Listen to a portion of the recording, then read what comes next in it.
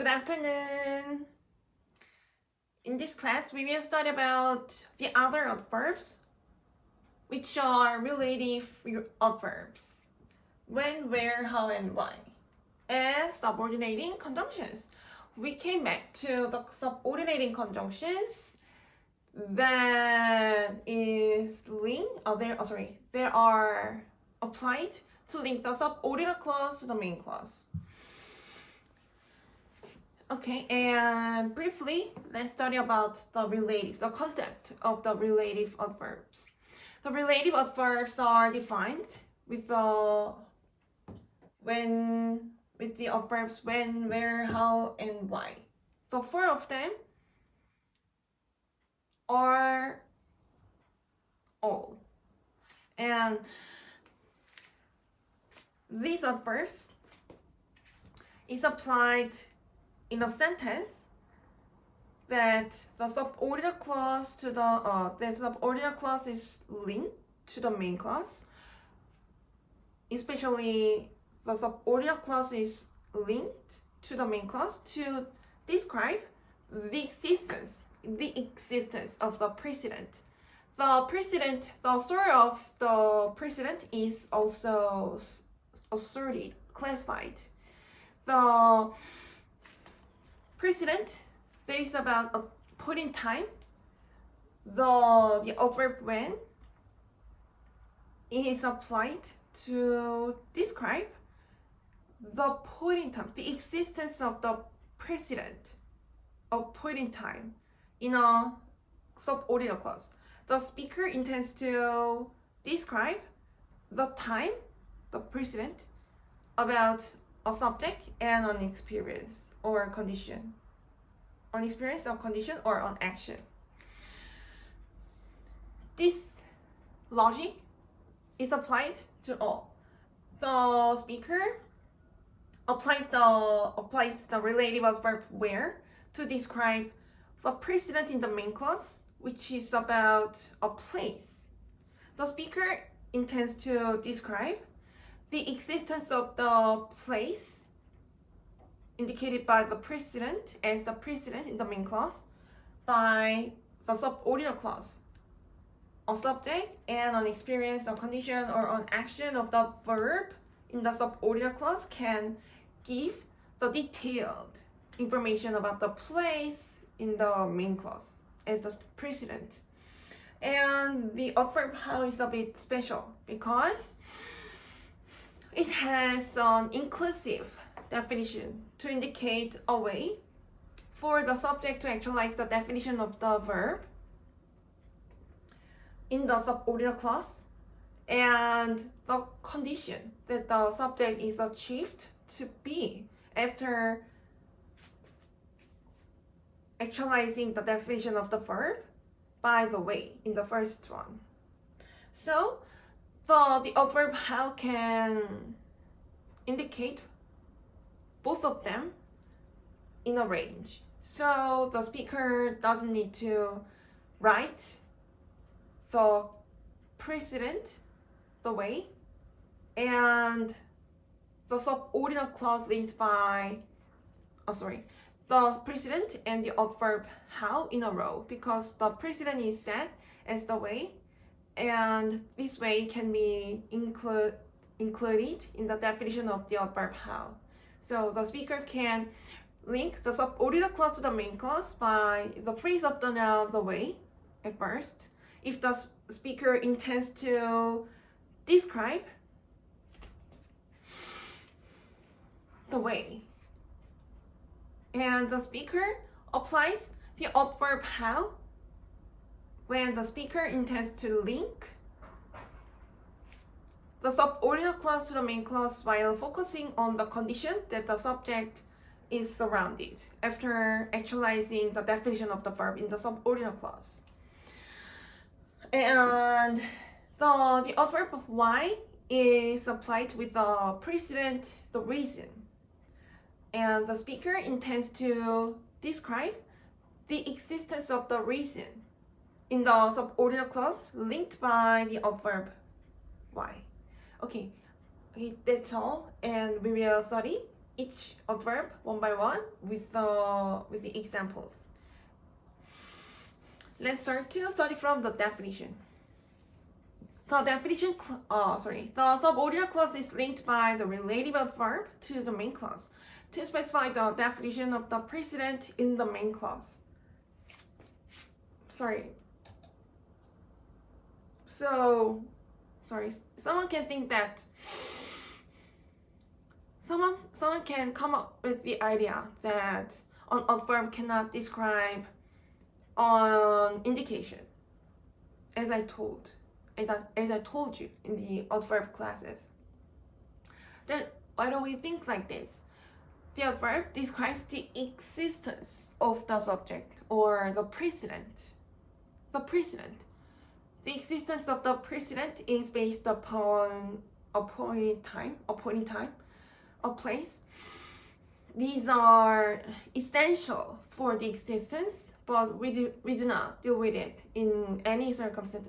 We do not deal with it in many cases, except the case that the speaker intends to mention about the point in time and the place for the existence of the subject.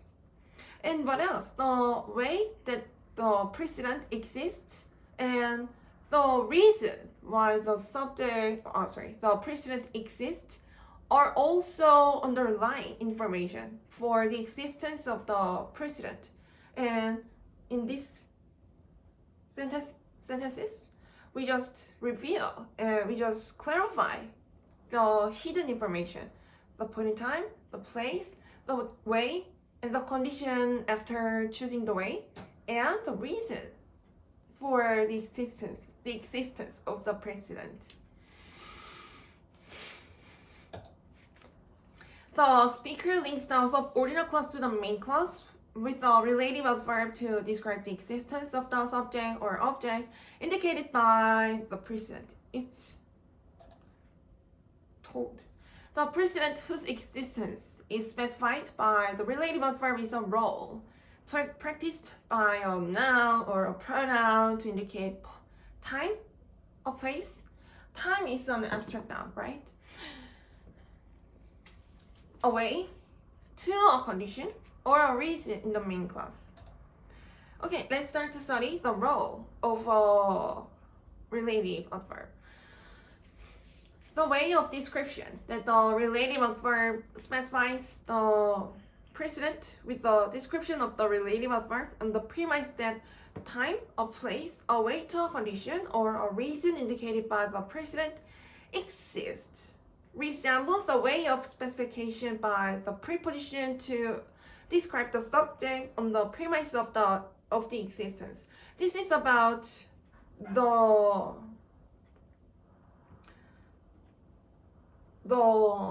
description of the adverb for an indication. We've dealt with this kind of question in the preposition already. We always interpret the preposition with the existence of the subject and the definition, the distinctive definition of the preposition. So this is the same case. Even though a relative adverb is an adverb, the speaker can describe the existence of the precedent, which is an indication by the adverb. The preposition or relative adverb that has the trait as an adverb specifies the description that the subject of the preposition or precedent classified as an indication exists. So the relative adverb occurs with the trait as an adverb to describe the other description. The basic definition of the be verb is to describe the existence of the subject. So the existence of the subject or an indicative word is one of the definitions of descriptions. The speaker can consider the precedent to indicate time, a place, a way to a condition, or a reason as a subject of the preposition and replace the phrase of the preposition to include the preposition and the object of the preposition into a relative adverb. This is the origin of relative adverb. We can break it down, just like the sound outside, I'm sorry. We can break down the relative adverb into a preposition and the relative pronoun. The relative pronoun is showed up. This means that we find the common indication to link the two clauses. And from then, all parts are exactly the same as the relative pronoun. Okay, we will start about the procedure. Okay, to link the main clause and the subordinate clause with the related pronoun. This is a review. There is a sentence. There are two sentences. Two clauses. The first one is this: I like the morning. The second is this: I thank the one for allowing me a new day in the morning. Oh, we find the common indication.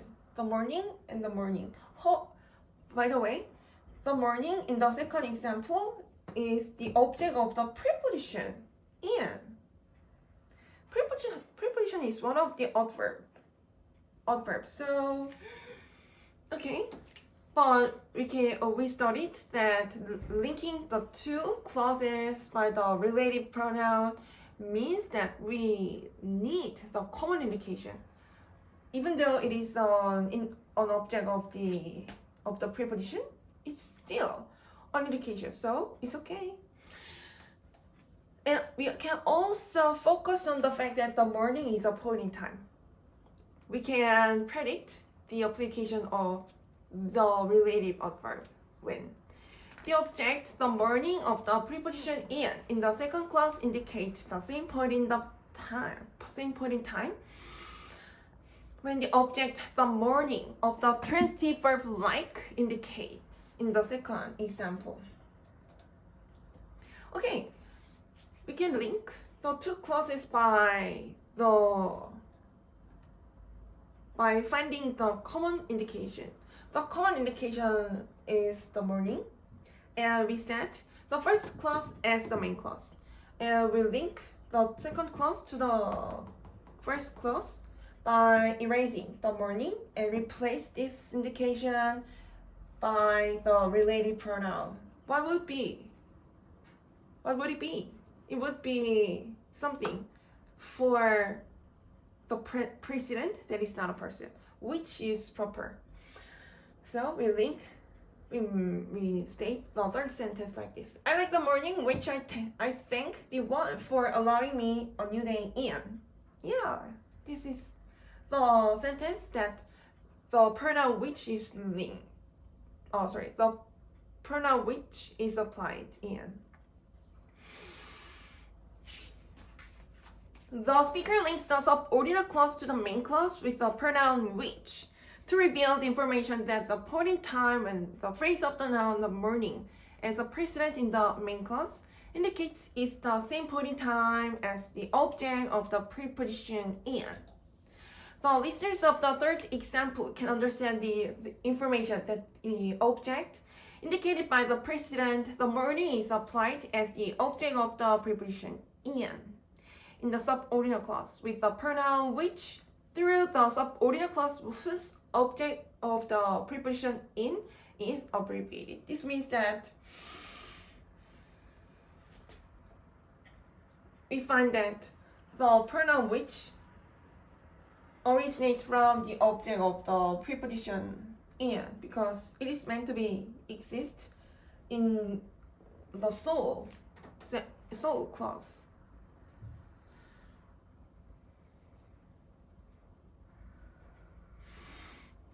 The speaker reveals that the precedent, the morning, is applied to indicate the same object as the object of the preposition in the subordinate clause. The precedent is considered as the subject of the preposition to be specified. And 3, the subordinate clause is applied as an adverb to specify the existence of the subject indicated by the precedent with the experience, condition, or action. So the speaker arranges the preposition in ahead of the pronoun which.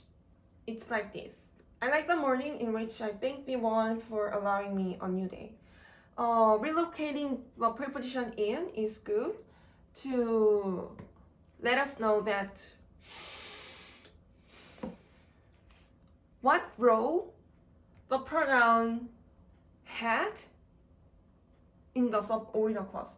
Before we read the subordinate clause, we can understand that the pronoun which, that is the common indication. There was the common indication in 2 sentences, the first and second examples, by finding out the preposition in is ahead of the pronoun which. So which is the object of the preposition in. So we can understand that the phrase of the preposition in which originates from the subordinate clause. And let's go ahead. Let's go. The pronoun which to replace the indication applied as an object of the preposition in the subordinate clause is able to link the subordinate clause to the main clause in either the defining way or the non-defining way. Yes, we studied about it. The pronoun which to indicate the precedent or arranged ahead of the preposition in from the rearrangement of the preposition in indicates the precedent in the non-defined way. Ooh-ho. The pronoun who that is able to link the subordinate clause to the main clause in the non-defining way is able to indicate the precedent that indicates a subject or an object who is a person. So the pronoun who or whom does not link the subordinate clause to have the trait as an adverb. So the precedent, whose precedent is determined to indicate time, a place, a way, to a condition, or a reason. Yeah, it's obvious. The pronoun which is very frequently appeared because